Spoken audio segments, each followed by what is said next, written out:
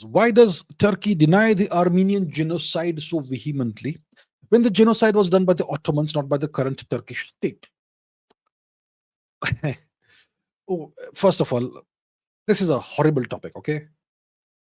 The Armenian genocide was not one event, it was multiple events. There were at least three different waves of the Armenian genocide, starting in the last quarter of the 19th century, and it culminated around 1915 when the triumvirate of Anwar, Talat, and Jamal, the three pashas, the young Turks, they decided to exterminate the Armenians from what is Turkey, currently now Turkey, Anatolia, and so on.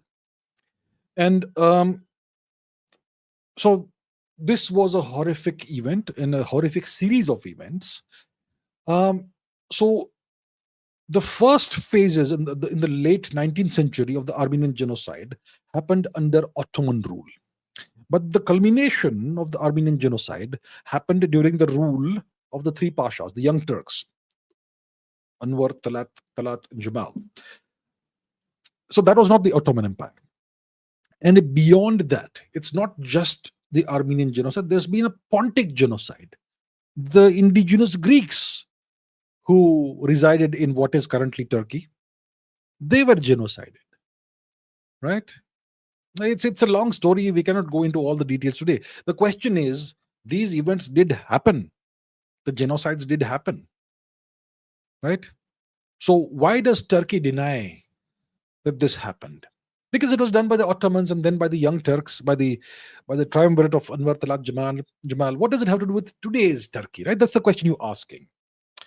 Well, you see, today's Turkey is a continuation of all those eras. And so after the triumvirate period of Talat, Anwar, Jamal, you had a brief period of foreign occupation. Then you had the Turkish War of Independence, which was won by Shri Mustafa Kemal Ataturk. And that's when the modern nation of Turkey was founded. Ataturk saved Turkey. He freed it from foreign occupation. And he ruled as a dictator for until 1938 or something. You can look it up, the exact years. And after Ataturk's death, you had the continuation of Turkey and you had multiple dictatorships. All of those governments, you had periods of military rule and so on, and they all claim to be continuing what Ataturk started. Now today you have Erdogan, right? Recep Tayyip Erdogan, who seeks to undo whatever Ataturk did and go back to the time of the Ottoman Empire. He seeks to re-Islamize Turkey because Ataturk tried his best to essentially erase Islam from Turkey. He transformed Turkey into a secular nation by force. He changed the holiday from Friday to Sunday.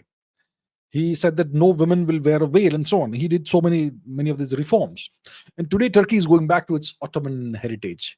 They're kind of the younger Turkish people are beginning to turn their back on the reforms of Ataturk.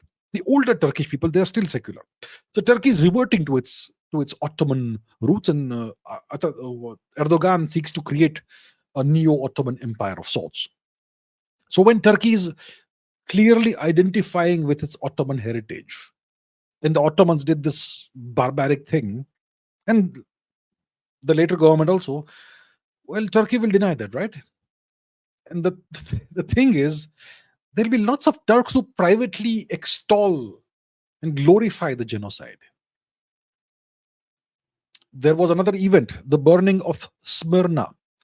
There's a city called Smyrna in Anatolia, which is now called Izmir. So that city was burned. The Greek, Armenian, Christian, etc., Jewish quarters were burned by the Turks. And lots of people obviously died. And the Turks like to make fun of the Greeks, saying that, you guys swim very well. That's why you survived.